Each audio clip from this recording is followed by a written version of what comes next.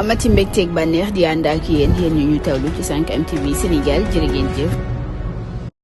jërë ngeen jëfati ci ànd bi mbokku internet yu 5M TV Sénégal honorable député Cheikh Thioro Mbacké vice-président groupe parlementaire Yewwi Askan Wi daal dinay tontu maître Oumar Youm di ko xamle ni nag moom du moom rek moo fi nekk di yedd kenn wala itam rek di xelal kenn jëm nag ci mbiru góor jigéen bi nga xam ni ñu ngi ko fi daal di wax nag fii ci Sénégal ginnaaw lu ñeel loi bi nga xam ni tegoon nañu ko foofee ci assemblée nationale ngir nag daal di koy criminaliser moom nag mu ni bokkoon na ci ñi nga xam ni bëgguñu woon mbir mi jëm kaw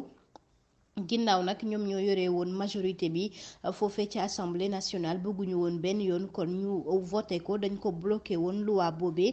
tey ji nag ñoom ñuy jëm rek ci commission ak groupe parlementaire bi ñu bëgg teg ñu bëgg wax leneen ñoom nguur gi fi nekkoon nag ñoo njëkkoon a rek bañ mbir mi bëgguñu ci woon yéey yàbbi benn yoon foofee ci assemblée nationale kon tey ji bu ñu fontoo ñu taxaw rek di wax jëm ci li nga xam ni moom mooy nag mbirum góor jigéen di ci jox kenn leçon duñu ko nangu benn yoon jàpp na ni kon lépp rek lu fi am ci mbir moomee ci ñoom la njëkkee te itam ñoom rek ñoo doon def ay muxum kay ci mbir mi ba tey jii rek mbir mi criminalisé wuñu ko kon daani maanaam kon tey jii mënoon nañu wax ci leneen lu dul mbir góor jigéen kon fii ci Sénégal mu jàpp ni